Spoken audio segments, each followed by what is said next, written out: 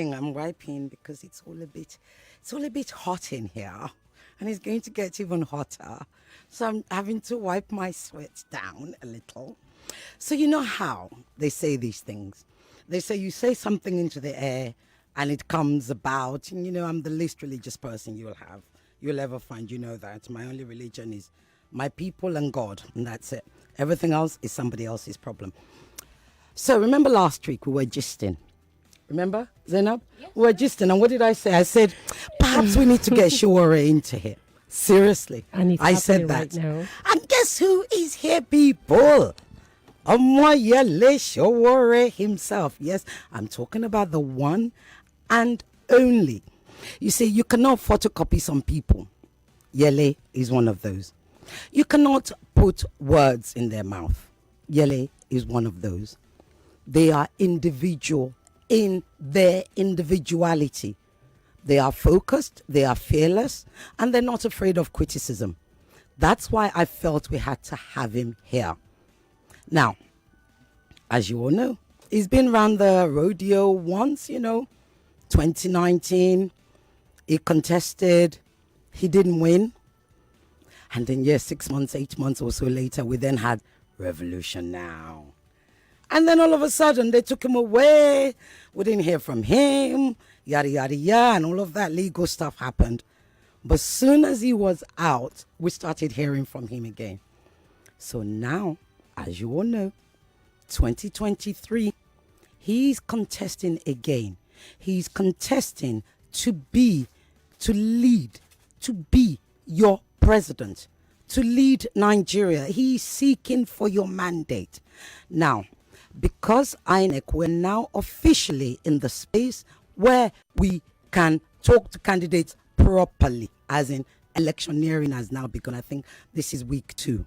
See, some people are just coming back yesterday and mentioned, I did not say any names. They arrived yesterday. You people know my pidgin is rubbish. Them arrived for yesterday for private jet. I'm trying to copy Yvonne Ohai for now. Them get here yesterday for private jet. Okay, then say they're ready. They're ready to lead you. But some people never left. They've been here. They've been walking the beat and they've had their manifesto ready. My people, Danfo conversationers, be ready. My guest today is none other than everybody's Mr. Revolution, Omoyele Sowore. Welcome. Thank you. Good afternoon. Afternoon. Good to see you. It's been a while. It's been a while. Yes. It's been a good while. The last time we had a bit of a ding-dong and a ding-ding. It's all right. That's all right. No, seriously, welcome. I'm so pleased. As you can tell, I'm pleased to have you here. When your people got in touch with me, they didn't know I had actually said that out on air. Wow. So when they say, put these things out, it happens. That's how it happened with Peter Obi. And now it's happening with you. So really, it's an honor because I may be sitting in front of the next president of Nigeria. There's no doubt.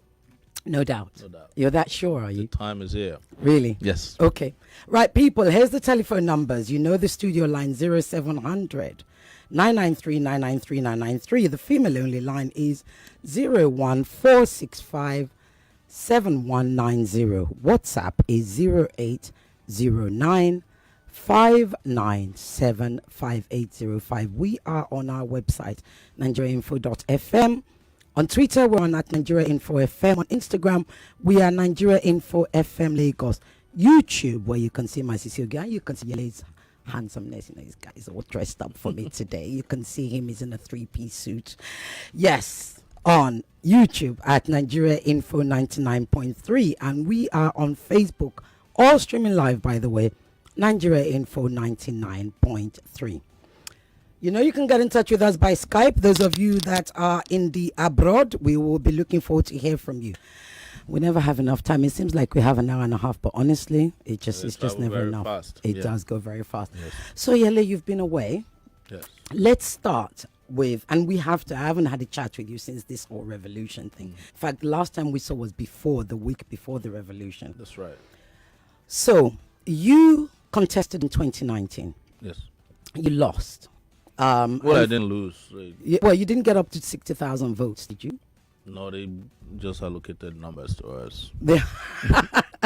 Okay, this is going to get interesting, folks. I told you. Yeah. So, technically or officially, you lost. As far as you're concerned, you didn't lose. Yes. So, officially, you lost. some 6-8 months later, you then call for a revolution. Yes. Now, here's the issue, or should I say the question that I had in my head out of that is, how does somebody who contests within the same system to lead the people, yet once calls for a revolution against the mandate of the people? Talk to me about that. Well, I've always been talking about the revolution, my the revolutionary life since my university days. And when I was contesting in 2018, I was talking about the revolution everywhere I went, both at home and abroad, that Nigeria is in need of a revolution, and that we can take it both ways. We can take it by the ballot, or we can take it on the streets. And when the ballot was compromised, I just kicked into gear 2 or 3 or 4, whichever one you want to call it, which is what I've always believed in.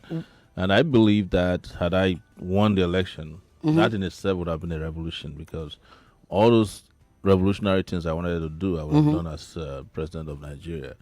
And so when I was arrested, just so you know, I was asked directly what I meant by the revolution. And Exactly. I said that I want the system to change completely, that the system had to be overhauled completely. And they said, does it involve putting an end to the system as it is? I said, yes.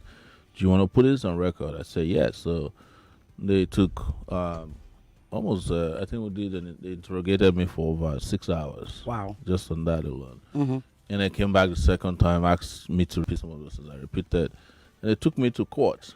So I swore on that oath that I want a revolution. So there was never a time that I denied it, even though they wanted to release me 2 weeks after I was arrested. But because I want to renounce the revolution now, because they sent a whole delegation to meet me. They said, okay, we'll leave you there until, you rot in jail. Wow. Yeah. And I told them, I say, look, you don't understand what's going on in the country. One day, you're going to come in here and beg me to leave. And that's what happened. 5 months later, knocked my cell and said, pack your things. That was December 24th, 2019. So they just said, pack your things and get out. Let's go. And I said, no, I need to take care of myself. Yeah. I need to take a shower. And I believe anybody looking on the television. So when I was able to yes, it's okay. But so I think Okay, so I'll ask you, do not from heart. Huge as you expected, but I was at time when I've been arrested 2 days before protests hit the street. Oh, I I was see. arrested the 3rd of August. The protest still took place in over 20 cities in Nigeria on the 5th of August. all right, so you were in detention Already, yeah. Okay. I've been I think a lot of abducted people and didn't detained. know Yeah, this. yeah. Right. Most people knew that. So they were shocked that I had, regardless of my kidnap and detention at that point, that people still came out. But Okay. this is what to tell you, that the revolution did not stop, because it was after we did revolution now that NSAS happened. And these are natural follow-up to what we had called for. Before we did revolution, a lot of people didn't even think that you could confront the Buhari regime on the streets. Because after what they did to Chiads, killing about 3,000 of them overnight over a small issue with the military, people were scared in the country. So let's talk about now. What I did ask a question. What was it that you learnt in that time that not only drives you to do this now, to come out again, but that you heard from the Nigerian people that motivates you to want to lead? I realized that the Nigerian people were actually waiting for my brand of politics, or our brand of politics, or let's say it's mine. And they really wanted the revolution, and they still do now. It's just that sometimes when people talk about revolutions, they don't know that they don't happen overnight. The French Revolution took over 10 years before it finally hit. And the same for the Cuban Revolution. There were people in the bush fighting, and one day they were able to get to the city. And the same thing happened even to the American Revolution. It didn't happen overnight. It's usually a series of events, including sometimes elections. And then these elections become very flawed, or they are rigged, and the people say to themselves, we cannot be fooled anymore. Okay. So when you see people like us participate in elections, it's all part of the revolutionary process. Right. Because nobody would ever think that I'll be out of jail by now or participating in election, because after I was taken to court, a judge, a Nigerian judge at the Federal High Court in Abuja, ruled on my bail condition I can't leave Abuja. Okay. You've just It's said never happened in Nigeria before that you're restricted to a city after you granted bail. Yeah. So you're asking, what did I learn? I learned that the Nigerian people are seriously looking for a different direction. And yes, and that was the driving force that kept me going even after I left detention, after my brother was killed, after I was shot at, after I was restricted. Don't forget that they've also charged me twice after my release, still in Abuja. And my restriction was just lifted some 3 months ago to travel out. But my international passport is still with the government. Right. Okay. We're going to talk about that. Here's the thing. You've said just now that the rigging of elections. Do you believe our electoral system is rigged? Yes, it's rigged against the people. Right. So if you believe it's rigged against the people, why then would you trust it to make you president? Because you said you're going to be the next president. Yes, I'm trusting the people. Right. To take charge of their destiny. And when they do so, it doesn't matter how the elections are handled, they will triumph. Okay. It's a good time for us to then talk about the democratic system that we have in Nigeria. Yes. In the world, you've got the presidential and you have the parliamentary. Yes. Which is your preference? I prefer the presidential, but in Why a is that? real, I like the real federal system though. Like you have in the US, they have a president, but each and every one of the states have their own little autonomy. I mean, I don't want to see a federal government that's controlling traffic on the streets of Lagos. That's not the business of the federal government, or that is issuing driver's license to people.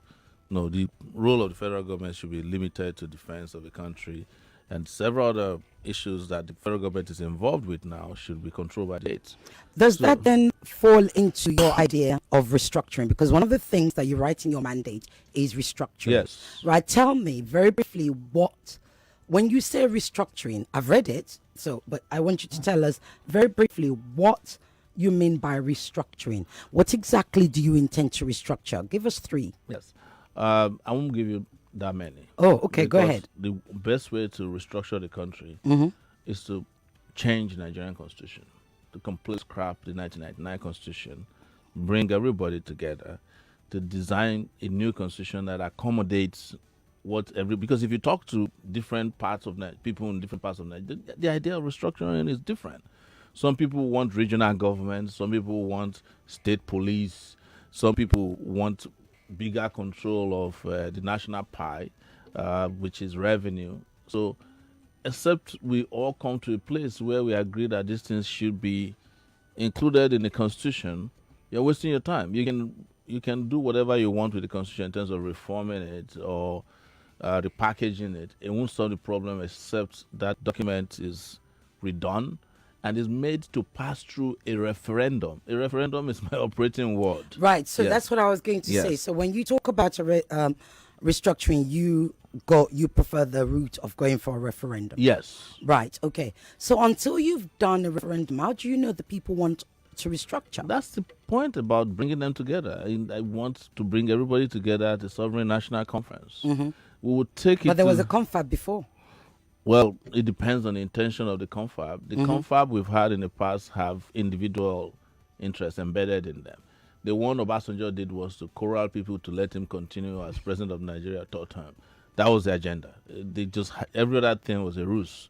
The one that... but an Orosanya report followed that confab. Yes, but the reason why this report don't carry weight is because the moment they don't satisfy their immediate needs, they don't follow through. Look at Jonathan. Jonathan did his own constitutional conference of confab. But everybody said it was the greatest, but Jonathan was looking for a 7-year tenure. That was what he wanted. And the moment he didn't get it, he jettisoned that because the confab report had been submitted to him before he left office. Why didn't he implement them when he had the power to do so? Okay. And he had a majority in the Nigerian Congress, the National Assembly. Okay.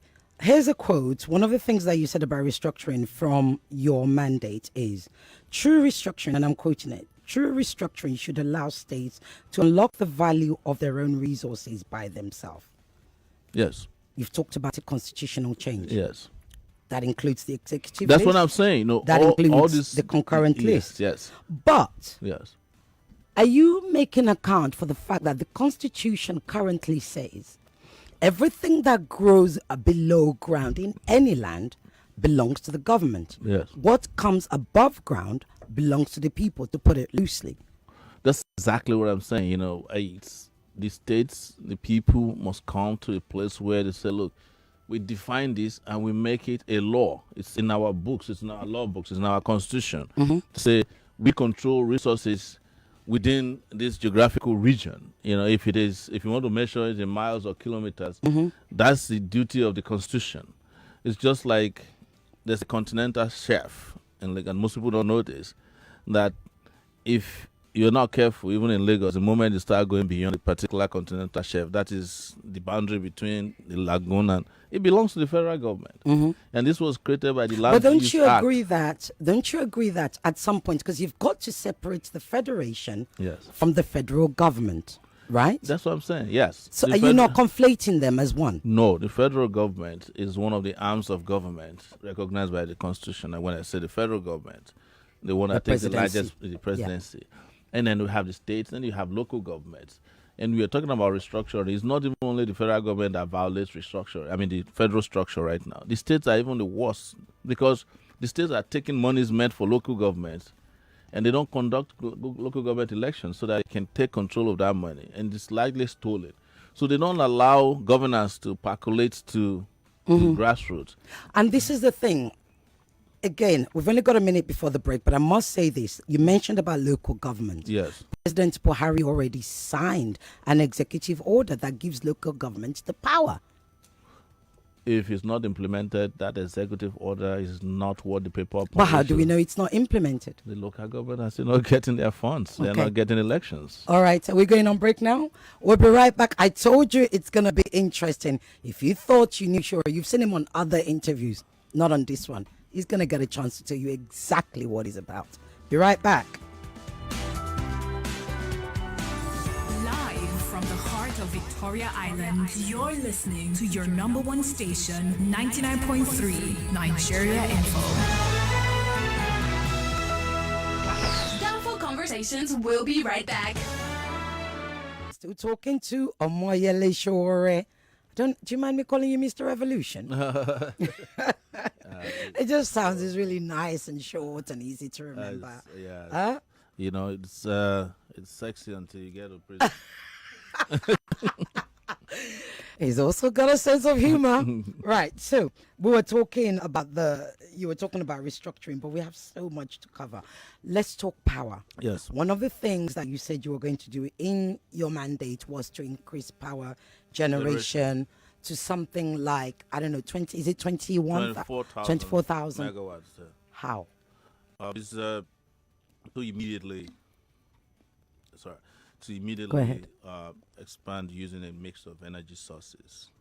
I'm very, very pro renewables, but I also understand that we're still not exactly there yet.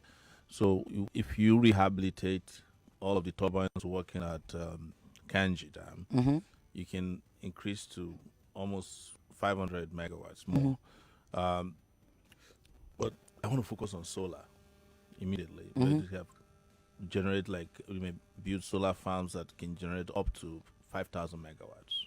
So you want to do solar. Do you think that's why we are not generating enough power? We're not generating enough, but our biggest problem is actually distribution. Transmission. Transmission. And then ultimately distribution. Right. So our transmission lines are incapable of even evacuating power, which is sometimes at 7,000 megawatts. So we are only able to transmit about 3,000 to 4,000. Right. In that case, then, government will tell you that's why they've got the Siemens project. Do you not believe in it? Do you know how long it took for them to even start the Siemens project? And the Siemens project has not even touched transmission yet. Since they started, they've only been able to bring in, I think, two transformers. And they have been celebrating it for 2 weeks now. And I'm sure it's still at the port. Well, we must celebrate minor wins. Yes. But don't forget that we had a deal with GE, and it brought in turbines for some gas-fired plants before. In one of those plants, did not leave the port because the port where was dropped, I think it's somewhere in Sapele or so, Delta State. They didn't have a bridge that could take it across to where it would be hooked onto the national grid. And by the time they finished building the bridge, I think it was 5 years after, the warranty had expired and they couldn't actually use that turbine. So part of our problem is that we're still dealing with this very archaic way of working on power projects. One of the things I talk about is to look at Egypt, look at Morocco. But that's what Peter Obi talks about as well. No, he didn't talk about Egypt. But his issue is, let's focus on what I know. Is like going to Egypt to the what's it called, the dashboard of a power plant is not the same thing as understanding Egypt.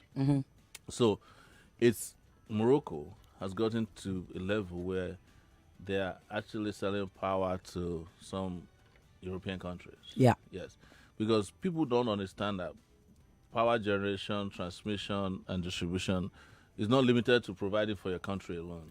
It's big business. If you have the capacity, you can sell to the entire West African region. And Nigeria used to do that. Here's the thing, But though. I'm not going to do the Father Christmas one with you. Yeah. We look after ourselves Yes. first. Here's the thing, though. All of these things cost money. They do. Right? You want to raise us, I think that's 3 times what we're probably generating at the moment, if not 4 times what we're generating at the moment. How are you going to pay for this? So many of these projects can pay for themselves. And this is what Nigerian leaders don't talk about. If this country, let me give you Lagos alone. If Lagos ahead. had 24 hours electricity, do you know that it immediately means that you can also have 3 shifts of work in Lagos? That is, some people work from 8 a.m. to 2 p.m. another group, and another overnight. Industries will spring up, small businesses will start making money, and they'll pay taxes. And you know that Nigeria's tax revenue is the lowest on the continent of Africa, not everywhere. That our But tax where to will- GDP but- ratio. You understand? Yeah. But I know what you're asking for. Where Like, will the do you get initial money? capital come yes, from? yes. Yes. So do you know that in case of Siemens, the German government was willing to fund that project for us?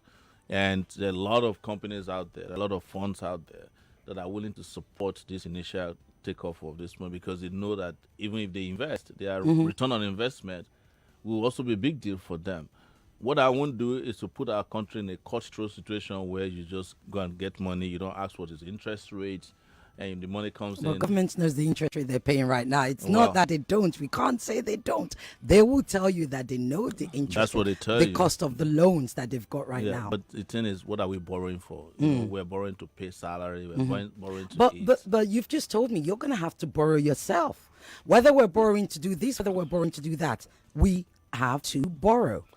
The problem with borrowing is that every country in the world borrow money. That's right. Including the U.S. That's the U.S. right. has a debt clock on 14th Street in New York. We used to sit in front of it because it will tell you how much of it is yours. Yeah.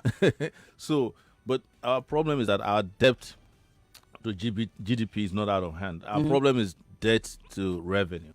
And the reason is that they're stealing amongst themselves 700,000 barrels of oil on a daily basis. Okay. Yeah, they just said yesterday, this is Nigeria, wonderful country, inverse wonder, is that they just found a pipeline that's been stealing crude that has been around for 9 years. Yes, I saw 9 that. years. I mean, which country exists in the world where they've been stealing crude from you for 9 years? You can't detect it because it's official. Of course, they own those pipelines. Maybe they figured out another one and they would fool the public by saying, "Oh, we just discovered it," and we're all supposed to clap. Well, now that you mentioned fuel, let's talk fuel subsidy. Yes. What are your thoughts? I'm not removing fuel subsidy. You're not? No, Why not? because the only thing that Nigerians get from the Nigerian crude is that little subsidy. What I will remove is the subsidy that the crooks in our system gets. Those people who are importing fake fuel, importing. But subsidy is costing a lot of money. I mean, even The Kenya sub- just removed the- subsidy. The subsidy that costs a lot of money is the subsidy of the elite. Yeah, but Kenya just removed subsidy. We're Are you not- saying even Kenya We're- is because of the subsidy of the elites? Have you heard that Kenya produced crude before? I'm not aware that they have crude oil in Kenya. We do. The fact is they are removing subsidy Yeah, because they realize don't the produce huge cost crude it oil. is to They government. don't produce. So you're crude. saying because we produce, We should. You see, do you know that a certain amount of barrels of crude is allocated to refining locally every day, and regardless of whether we are refining or not, they are still selling it, and it goes into private pockets. I know you might disagree with me, but you know no, how this- I'm not here to disagree with you. I'm here for you to tell I the know, people. I know these people very well, but let me tell you the gimmick. The gimmick is to make people believe that subsidy is eating up the country, but do you know that kerosene is not subsidized? Exactly. Yes. So why are we not benefiting from it? Diesel is not subsidized. Why are we not benefiting from it? Diesel is at 1,000 naira sometimes. Because the majority of people do not use diesel. The masses Who are told not. you? But the masses are not dependent on diesel. No. They are The dependent masses- on kerosene no. and petrol. No, the masses are dependent on diesel. Most generators that are running even your office here. Yeah, but that's the offices. No. Those are private sector. No. Diesel is no, not the diesel is massive. You can quote me. It's massively consumed in Nigeria. There are even vehicles. No, I'm not saying it's there not are even massively vehicles- consumed. yeah. I'm saying to you, So the point diesel I'm making is that not the what about the- kerosene? What about kerosene? Yes, kerosene is and it's liberalized, right? Yes. Who is subsidizing kerosene? Nobody. Yeah. It's not removed from subsidy. Yeah. So, and the game they play on us all the time is that the moment we remove the subsidy, we will put it aside for social welfare affairs. So, worry about the ones you got from diesel, from kerosene, from gas, from jet A1 fuel. Why is it that those benefits are not accruing to the people? Okay. So it's only that of petrol because it's a game. It's Yeah. a game. And we are out to end the game because we know the trick. We know them inside out. Oh my gosh, we're running out of time. I wish this show was going. You people, you need to calm down. You know I get to talk to my guest first. Messages everywhere. I will come to you. Whew, I wish we had more time. Right. One of the things you talked about was minimum wage. Yes. Right. You talked about increasing minimum wage to 100,000. That's whopping. That's 3 times what it is right now. They call it So- whopping. Well, it's I mean, huge compared to where we are right now. Who in this country, let me ask you, who in this country can live on 30,000 naira? But that is not Per month. what I'm saying. What I am saying is, if you want to increase minimum wage to 100,000, where is that going to come from again? Have you asked me how much it will cost if we increase minimum wage by 100,000? How much it will cost you? Yeah, Go ahead, tell it us. will cost the government only about 1.1 trillion, 1.2 trillion naira. That's the maximum cost of it, of the way we want to start it, because the way our minimum wage increase will not happen all across board. Right. That is to say, those who are already enjoying maximum wage, we are not going to increase. Well, of course, the maximum wages will not fall into the minimum wage Exactly. space. So But- we'll go for the most important thing is that we're talking about a living wage here. Yeah. An average worker in Nigeria cannot spend 30,000 naira a month. Let me just break it down very quickly for you. Is if you are going from home to work, anywhere you are working, even if your office is next door, you are not spending less than 500 naira now. Yeah? So that already in 30 days has consumed 15,000 naira. You're going to eat. Do you You're going to think pay government? rent. So it's about. But do you think it's about the government earn survival. enough to be able to pay more than 30K? Yes, government earn enough because our lazy senators and House of Rep members are collecting 14 million naira a month. If you are earning 30,000 naira a month, you have to work for 38 years to earn what a lawmaker in Nigeria is earning a month. That's unfair. Lecturers, that is university professors, all right? Those ones are earning maybe 600,000 naira. The maximum wage of any professor is about 600,000. They have to work for 8 years to earn the salary of a lawmaker. But if you are not talking about the lawmakers, maybe you say they're working too hard, but I don't see them. They're hardly working, right? Think about our very, very lovely officials, like this, the attorney, the accountant general of the federation, who just walked away with 150 billion. Yeah, but let's billion naira. 150. I get that. We will get to corruption. You divide 150 billion naira by how many workers. If you are paying 100,000, how many workers that will pay? That's just one person. I get it. Yeah. But let's move away from that. When you say you are going to be paying the people 100,000, You make it sound like it's $100,000. well, it's 100,000 naira. I mean, this doesn't even pay. It's- This doesn't even pay. This doesn't even buy recharge card for some of you. Oh, Yeah. I promise you, I don't spend more than 10,000 naira a month On recharge my card. phone. And that's It's- even calling yeah, you. That's already. So that's already, somebody's salary in a month divided into 3. my point is, let's focus on earnings. That's Where what I'm saying. are you? We- If we can talk about, because we'll get to the point of talking corruption. My gosh, why is don't we have enough time? No, Where wait, is the earning corruption going is to just- come from? this- We'll I've- talk about corruption after this. Literally, we'll move I've on. discussed with you that our tax rates are low. You understand? Mm-hmm. I'm not increasing taxes. I'm just ensuring that we collect taxes. So you're not going to increase taxes, but you're No. going to ensure we collect taxes. Yes, that our tax to GDP ratio is too low. Right. Like if we collect, we'll have. And you're going to get taxes from the masses as well. These same people you're going to give 100K No, if to. you give them electricity, you give them roads, Mm-hmm. they will happily pay taxes. You know that many people want to pay taxes in Nigeria, right? Mm-hmm. But the government is not interested in collecting taxes. Do you know why?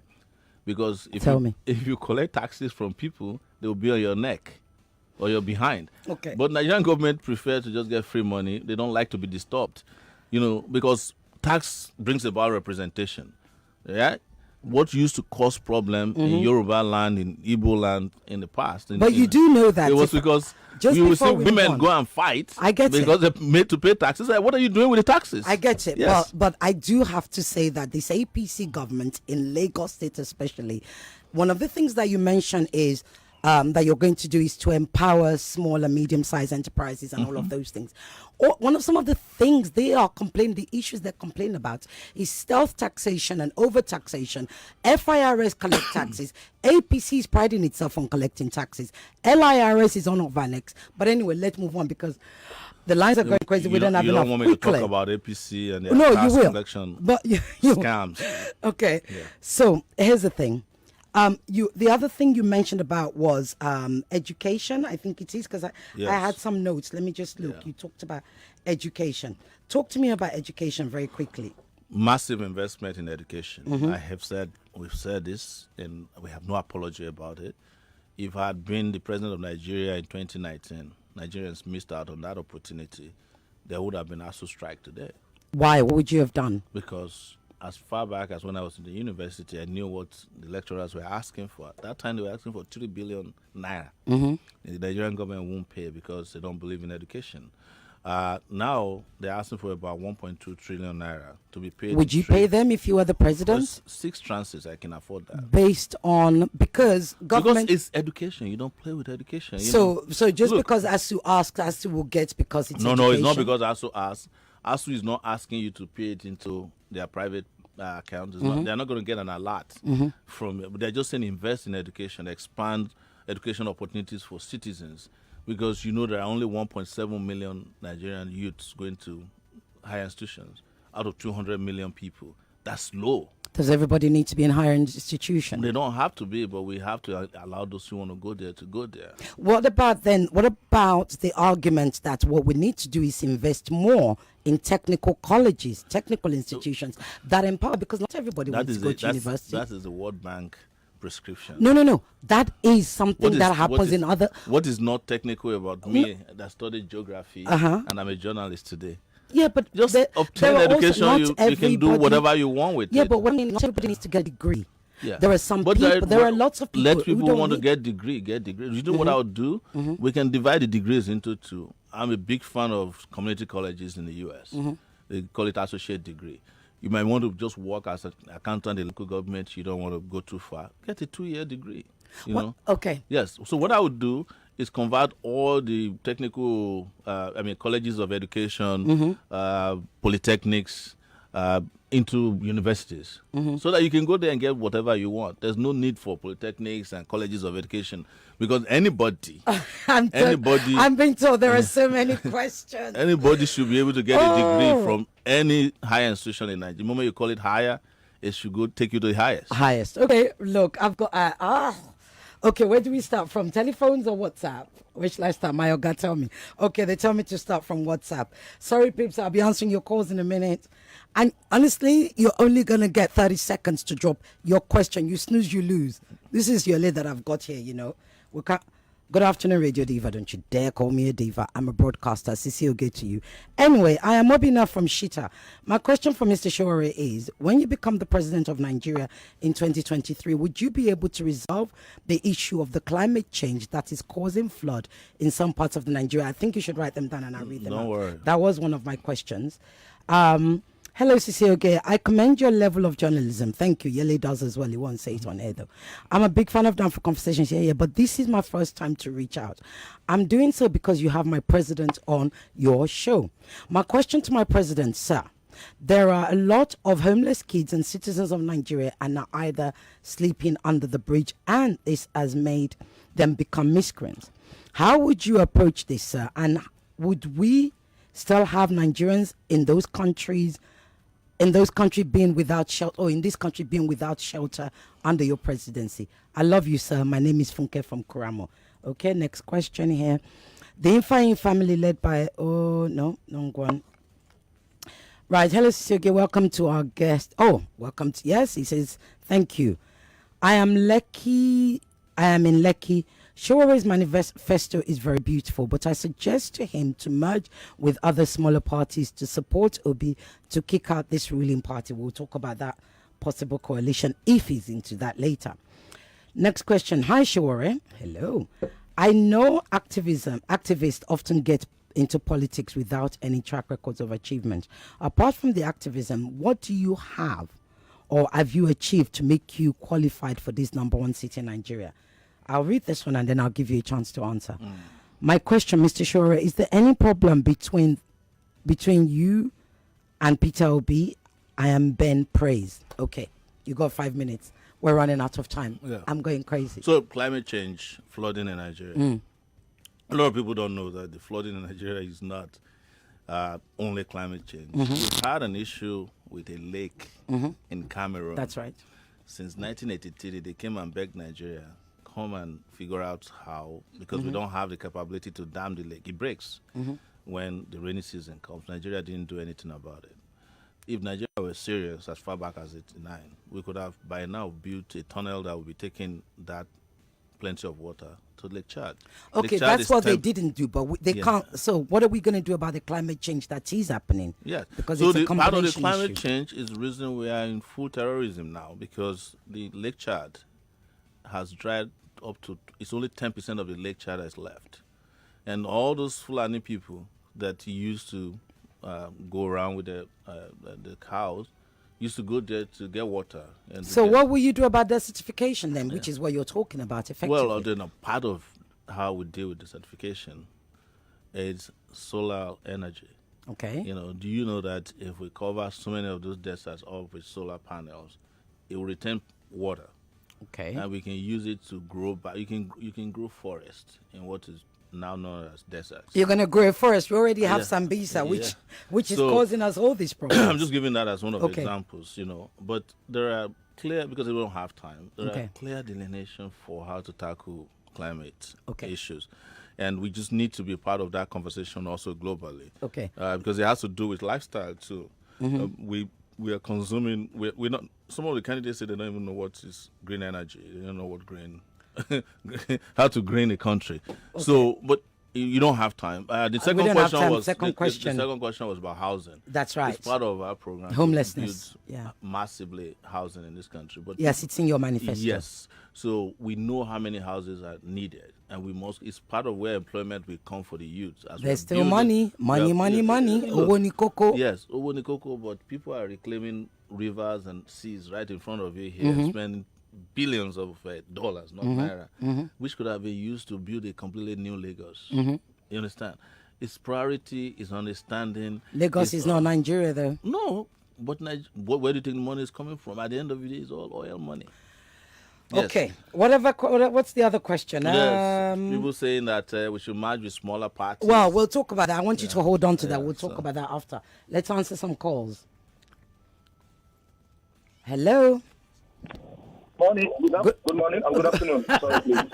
Oh, not same as they say. It's not traffic because I'm no vex. No. Sowore, good afternoon. Good afternoon to you. How's everything, my Brilliant brother? idea. This Very is Malik quickly, speaking, 30 Sowore. seconds. We have Sowore, lots of people please. calling. You have a brilliant idea. Why don't you merge with any other smaller parties to form a good government for the country? Thank you. Okay, thank you. Stay listening. You'll get the answer to that later. Hello? Hello? You snooze, you lose. Hello?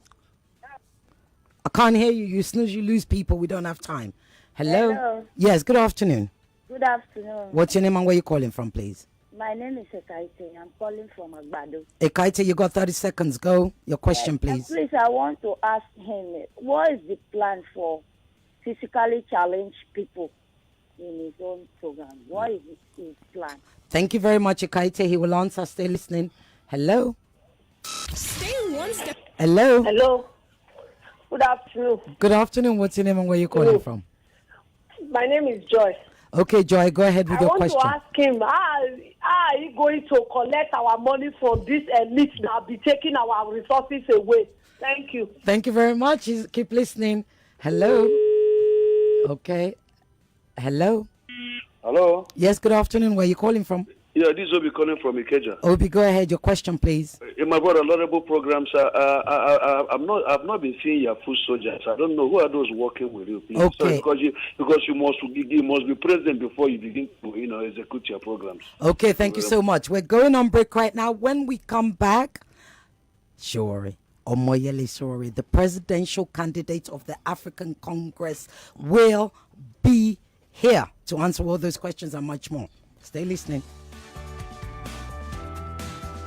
Welcome back to Downfall Conversations. Downfall Conversations will be right back.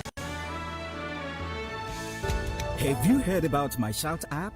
My Shout app is a new security app that serves as a tracker. My Shout app helps your family and friends to know if you're safe or in danger at any time. If you're in danger, open the app. Welcome back to Downfall Conversations right here on 99.3 Nigeria Info. Okay, we're back. We really don't have time. Honestly, we don't have time. Right, okay. Yele, you heard some of those questions before we went on break. You've got 5 minutes to answer as many of them as you can. Well, somebody was asking me a question about corruption. That's right. So what would I do to get back all the money? All the monies. But I would like to hold that till when we talk about Okay. corruption and security. I think some of that question was we talk the about guy security asked me later. about my food soldiers. That's where are right. Where are your... they're all over the place, but we just started campaigning proper, and we're going to have more people out there. In this election season, we are contesting against the money bags. Apart from myself, there are 4 candidates who are former governors who spent 8 years as former governors, and you know how padded these guys are. Yeah. I'm the only candidate until one of them joined me recently that raises money on a daily basis, crowdfunded. Yeah, So but you can't be the only one because I understand... I'm saying on it publicly. Yeah. Yes, I say until one joined me because I started this 2019 But crowdfunding. obedience are also raising money. That's why I said they just joined. They just... Yes. Okay, what have I got here? Right, let me look at this question. Here we go. Cecil Gekola from Ilukweju. Kudos to Comrade Shirley. Please, who owns the prepaid meters for the disc? Oh, that's... You can ask your supplier that. Right, your guest in the studio is absolutely right on diesel. Nigerian economy is run on diesel.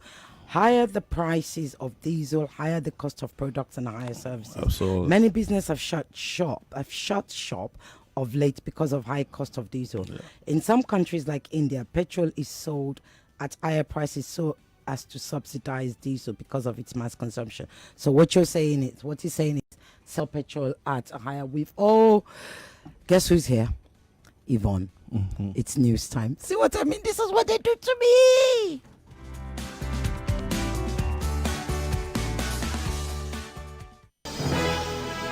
It's 2 o'clock. 2 o'clock. The headline news on 99.3 Nigeria Info.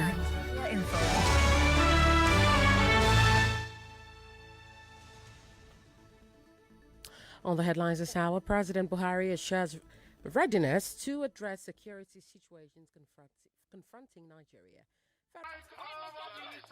On 99.3 Nigeria Info, your mic is always on. Let's talk. Right, so before I go back to the cause, because we're literally in the last 20 odd minutes or so, let's talk security. Yes. And let's talk corruption. Which one do you want to talk about first? We can do. Go ahead, security. Yes. People must understand. What is your solution for security? The solution is to just break it into 3 solutions. Tell us. The immediate one is to do whatever we can right now to stop the bleeding. And I have said, I'll repeat here, that if it requires bringing in mercenaries into Nigeria, I will do it. That sounds scary. It is scary, but you know what? The Nigerian security system has also become mercenary to the elites and greed. Yes. Wouldn't you say that's a huge accusation? It is. I'm a presidential candidate. I can defend it anywhere. Defend it. That they're corrupt. What you've just said. That they're corrupt, and that they will do anything for money, to the point that even if it's not in the interest of the country, they will do it. We found policemen, soldiers who are working with Boko Haram. Some of them even wrote a joint letter recently that was published that they have already started taking to crime because they are underpaid and that they are. Is that a good enough excuse, though? It's not a good enough, but it's clear that they're incapable of solving the problem right now, and we need to solve that problem. Our citizens are more important than our national pride, because if we are not careful, there will be no nation to be proud of. If bandits, terrorists, I don't even know why we separate bandits from terrorists. Anyway, they're all doing the same job. Yeah. And doing a damn good job at decimating the country. So you said 3. Yes. Right. So the second aspect one is, of course, to start building a security system, put in place a security system now that will be able to tackle and foresee some of these threats that was coming in the future. And it involves training, proper training. It involves remuneration. It involves troop rotation on time, because a lot of troops have been fighting for 5 years now. You keep them in the first place, they're atrophied. It involves, gathering intelligence, analyzing them, and understanding what threats we're faced with. A lot of people think that our security threats are only physical, but this national security threats, you're talking about just now how much crude is stolen on a daily basis. So those are national security issues. Yes. And there's a homeland here that needs to be taken care of. Where that comes into play is who are Nigerian citizens living on Nigerian soil today. You don't even know them. Right. Yes. So you're talking immigration. Yes. So all part of it. But the final one, before we forget, is ensuring that there's economic security for people in this country. Right. You don't put youth to work, you're deceiving yourself. All those 20 million kids, according to UNESCO, who are not in school, you better be preparing for their prison uniforms in the future if you don't send them to school. And if you don't pay people, you don't pay pensioners, you don't have in place how to protect, like somebody was asking about fiscally challenged people. That's right. That was the other question. Yes. What are you going to do about those? Those ones, I don't like to call them fiscally challenged people, because the so-called fiscally challenged people in Nigeria are even doing better at the Olympics than the non-fiscally challenged Nigerians. Anyway, they are the ones doing us proud. But it's a range of support system for them. It's part of the social security that I'm talking about. Right. Like you walk around in this country, even in Lagos, where they pride themselves as having public buses, you don't have systems in place to even help someone using a wheelchair to get on a bus. You don't have in any federal office that I've come to in this country. I've been to a lot of federal offices in Abuja. How a physically challenged person, a wheelchair-bound person, can even get in an office except 5 people carry them. So you don't have scholarship for them. You don't have special schools for them. It's not until recently that we even start translating our public news through for people who might have hearing disabilities. So there has to be a national policy that makes life easy for these populations, because they are huge. They are huge. I hate to only use them when there are elections. You go and post with pictures, so then you suddenly realize that they're there. As soon as the elections are over, nobody talks about them. You cannot do it by doing giveaways.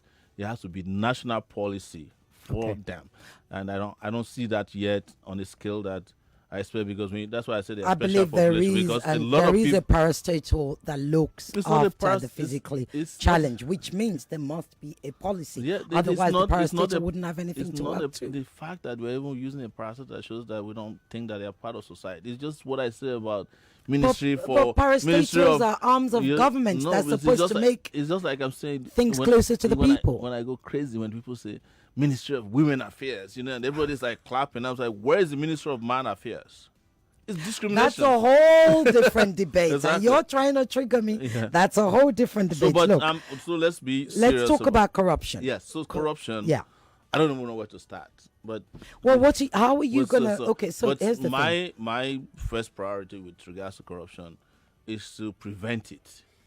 Because we have learned a big lesson that the moment people prevent corruption? Well, technology is a big deal out of it. Okay. It's something even as important as blockchain technology can help us prevent corruption. How? You see, our procurement contracting system in this country is still. You have e-procurement already, though. Who is using it?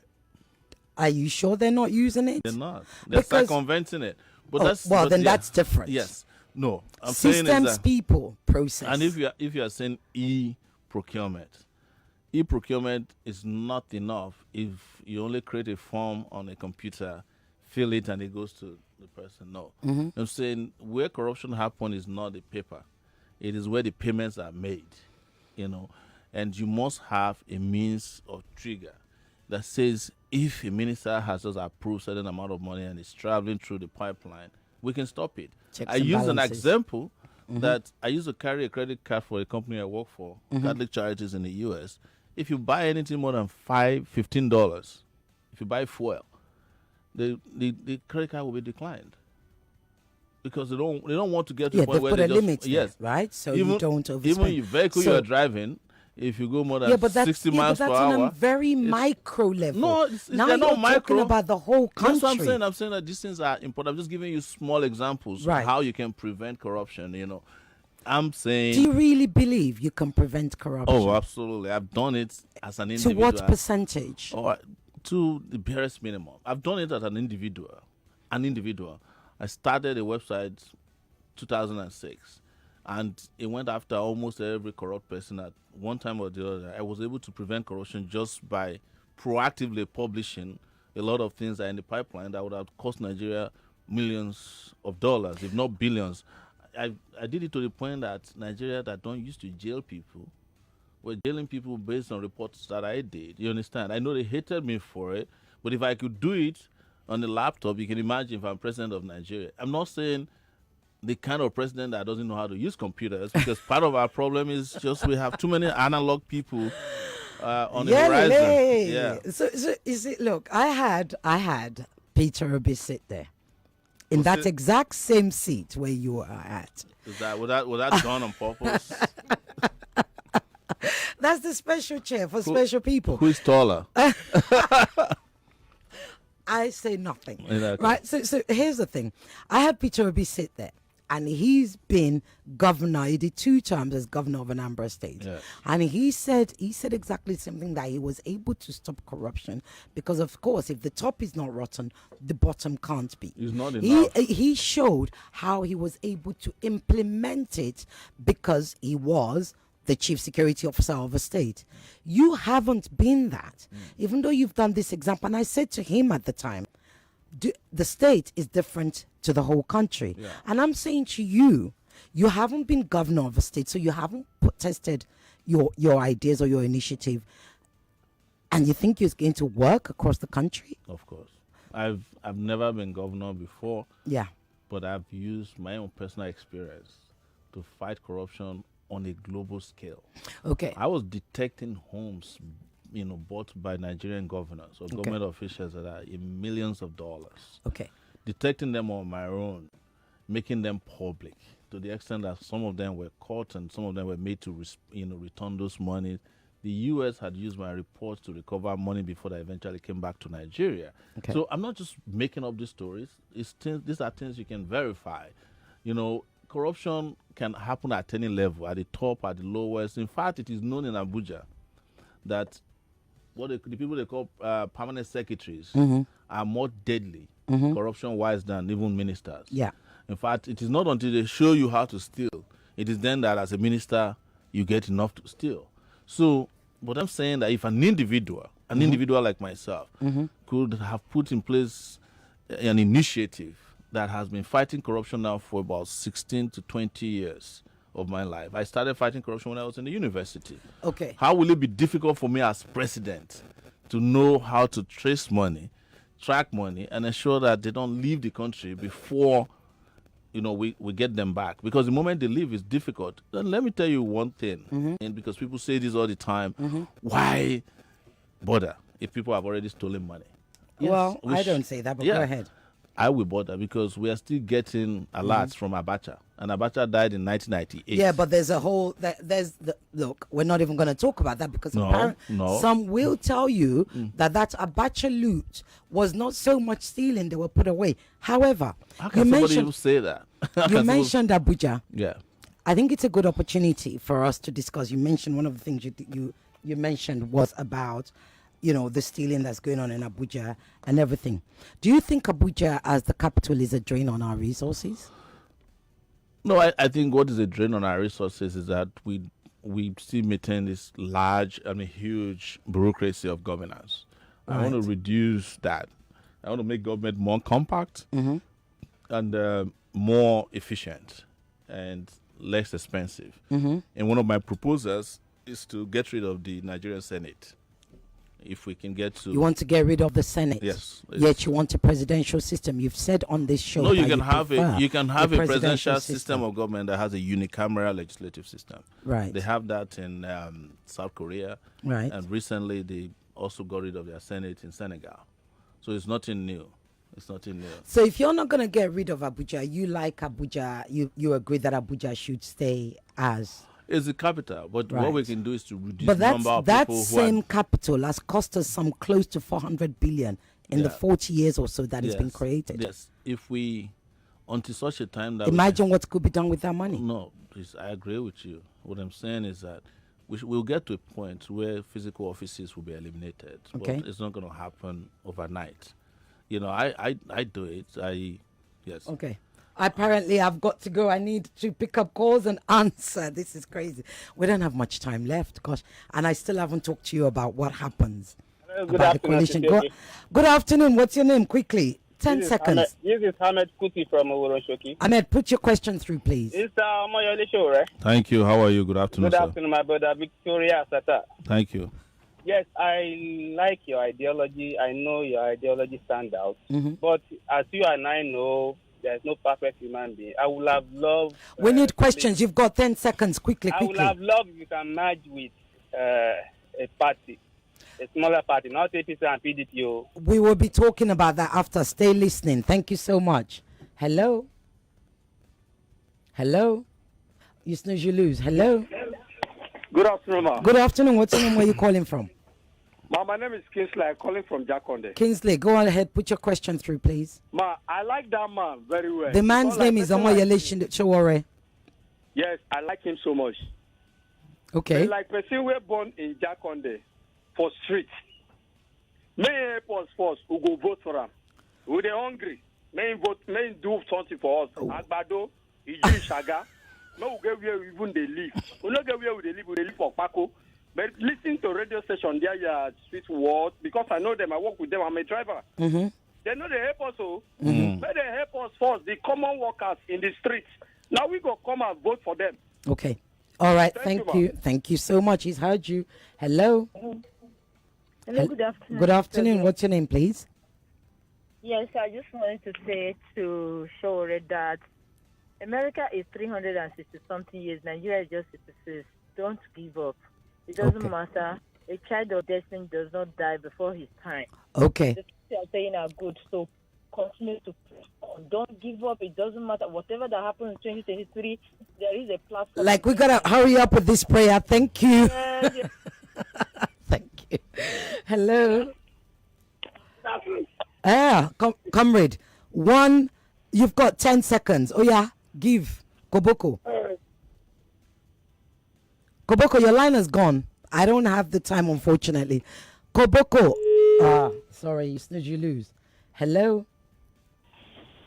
Hello, good afternoon. Good afternoon. What's your name? Where are you calling from, please? My name is Shegun. Right, Shegun, go ahead. You have 10 seconds. I'm calling from Bariga. Yes. Go ahead. In the face of the problem that we have in Nigeria right now, my question is this: we have a serious ethnic problem in Nigeria. It's a very serious one. That is why we have that's the main cause of the insecurity. Now, I want to direct my question is this, Sowore. I want to ask you, what exactly will you do about the restructuring when it comes to the ethnic problem we have in Nigeria? Thank you very much. Okay. Restructuring an ethnic problem, right. Any more calls? Hello, are you there? My own baby. Good afternoon. Mr. Frank. Mr. Frank, go ahead. Give your questions, please. You've got 10 seconds. My brother, I'm sure. Yeah, go ahead. Go ahead. Possible. It's Nigeria. I can't hear you. Can you hear me? Yes, now. How possible is it in this Nigeria for us to return dollar at least for 200 naira per dollar? Okay, you want 200 naira per dollar. Is it possible? Is it possible? For us to be refining our own crude oil here in this country? Okay. Officially. Thank you. Thank you so much. We're going to answer one last call and then I'm going to give Sowore a chance to answer your questions. Hello? Hello, good afternoon. Good afternoon. What's your name? Where are you calling from, please? Yeah, my name is Sam. I'm calling from Okota. Go ahead, Sam. Yes, I want to ask Sowore certain questions. Mm-hmm. In 20, you have one question or one. Okay, no problem. In 2014, yeah, he joined the ruling party, which is the APC, mm-hmm. through his Sahara reporter, mm-hmm. to bring down Goodluck Jonathan government. Mm-hmm. He was among the people. What's the question, please? I'm literally running out of time. We really don't have time. He criticized the government and said there was no subsidy. Mm-hmm. And today he's on the radio to tell Nigerians that there is subsidy, that is going to remove subsidy. I want him to say something about that. Okay. Thank you. All right. Okay. There you go. We start back forward. Go ahead. Over to you. You've got. You actually have 3 minutes because we're closing soon. There was never a time I said subsidy today. Okay. I said I'm not removing what doesn't exist. Mm-hmm. The subsidy they have is the subsidy of the elite. Okay. So he's wrong. It's also wrong to say that I joined the ruling party. You were not a member of APC? I was never a member of APC. I've never joined a political party before in 2018. I voted for the first time in my life in 2019. Okay. All right. But I want to say that the biggest enemy of the Jonathan regime was Jonathan himself and his ministers. And everybody. Oh no! Okay, we can't do that. You need to answer more questions. Yes. So the other question. The other question is restructuring and ethnicity. Mm-hmm. I've said it. All the ethnic groups need to go to a table where the restructuring they're advocating for can happen. Okay. So it's not something that can be done by reform or modification of a constitution that had no legitimacy in the first place. The 1999 constitution is a fraudulent document imposed on the Nigerian people by the Nigerian army or military. It's unacceptable. Okay. Somebody was asking if we can make the dollar 200 to 1. Well, he said, is it possible? Is it possible for us to refine our oil in this country? Yes, we can refine our oil. You think it's possible to make it $200 to $1? $200 naira to $1. If we start with all these policies, Buhari made promises. I'm not making promises. I'm telling you possibilities. Okay, you understand that if you start producing the way I described to you with small businesses, big businesses, all those companies that run to Ghana. Michelin and the rest of them will be back in Nigeria if you have electricity. What would you say you can bring it down to? We're currently at about 730, 740. We vacillate between that. So, one of the things that needs to be done immediately is to get rid of the multiple rates, the fraudulent multiple rates at the CBN, so that nobody has a right to sell dollar at 350. Buy at 350 and go and sell at 730. That should be completely. Let's have one official rate that controls even what goes on in the black market. Okay. The other question that somebody asked, Jakonde. He lives in Jakonde. Yes. He's literally living in the ghetto. We talked about housing. We talked about housing. Yeah. One day someone drove me to Banana Island, and I was disappointed that that's a place they call Banana Island because it's like public housing for me in the U.S. Right? 2 hours of rain, that place is flooded. I literally, I'm telling you. I can't even speak.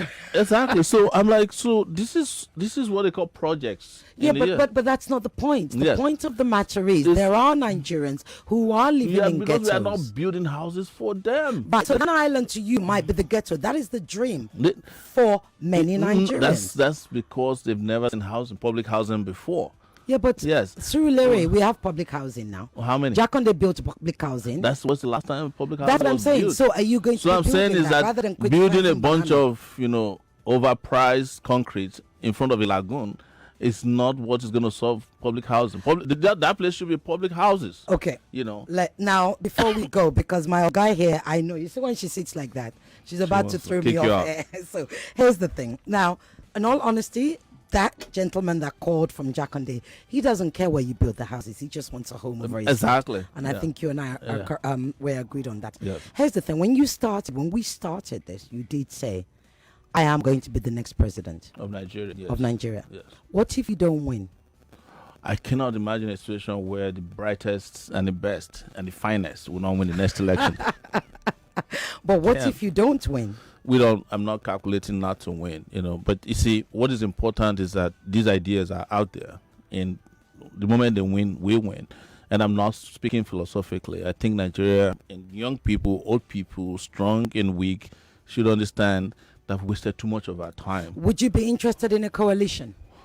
If the coalition carries our kind of ideas, others which at liberty. Which of the parties would any you party, partner? Which one? No, I could not and I cannot put myself in a position where I'll be boxed into saying that the party is the party I will join, because I have not seen any of these parties with the kind of ideologies that can attract our attention. Okay, here's something, right? For the first time since we've been having a conversation, Go ahead. I heard your American accent. Oh. Now, you have, and you've always teased me about my British accent, I grew up there. Here's the thing. You have a green card. Yes. You could choose to live in America. If I want But here to. you are. Yes. What brought you back? I was just, I lived 20 years in America, and I told myself that, yes, it's a beautiful place. People made it beautiful, made it livable, made it a country that's, all encompassing, even though we don't want to talk about inadequacies of the American society here.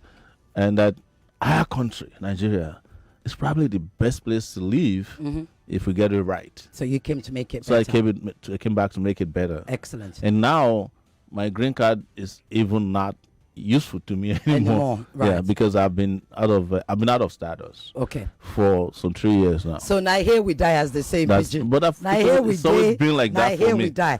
Final question before we are thrown off air. Yes. What keeps you up at night? Man, everything. One. That's that key thing about Nigeria that keeps you up at night. Oh man, I just kind of think like, how could we have such vibrant people that are led by dumb people? I'm sorry to use the word dumb because it has, several connotations. disability connotations. But I get what you're saying. Yeah, so it drives me crazy that we can get it right when we have enough people who can make it right. Yeah, so that sometimes makes me feel miserable at night, and it's depressing. Yeah. Right. Now, have I got time to answer to see my Oga has said, you people, it's not me, don't blame you. It is my Oga that is throwing us off. Omoyele Sowore, you've got to come back because you've got a whole 5 months. Absolutely. Are you prepared? Yeah. How prepared are you? I'm always prepared. I came prepared from the time. You've got 5 months. Can you afford to keep going? I mean, I did. Have you raised enough money? I spent more than 5 months doing this in 2018, 2019. I only didn't campaign. I campaigned in 35 states in Nigeria. Right. And I campaigned in about 7 countries abroad, including 4 in Canada, about 7 cities in the US, 4 cities in Australia, South Africa, Ghana. I went to Spain, Italy, Germany. There's nowhere where there are Nigerians that didn't get to in 2018. Right. I was practically like flying red eye, as they say in the US. Like, it's just like you wake up on one side of the world, before you know it, you are back to another part of the world. Okay, she and wants back to in throw us Nigeria. off. Yes. We have to go, she's saying. Thank you. Omoyele Sowore, thank you so much. Always a pleasure. You've got to come back. Absolutely. All right, we'll continue from where we left off. All right. Because I still have so many questions. Yes. Thank you. Right, contact. Okay, yes. Those of you who need to contact, because we had some questions about. Yeah, that's how our do we phone number contact. where you can call us. Right, you can call if you want to join African Action Action Congress. See, I put my teeth back in. All right, okay. The number is +234 if you're abroad, 803-274-2181. Again, 803, that's 0803 274 2181.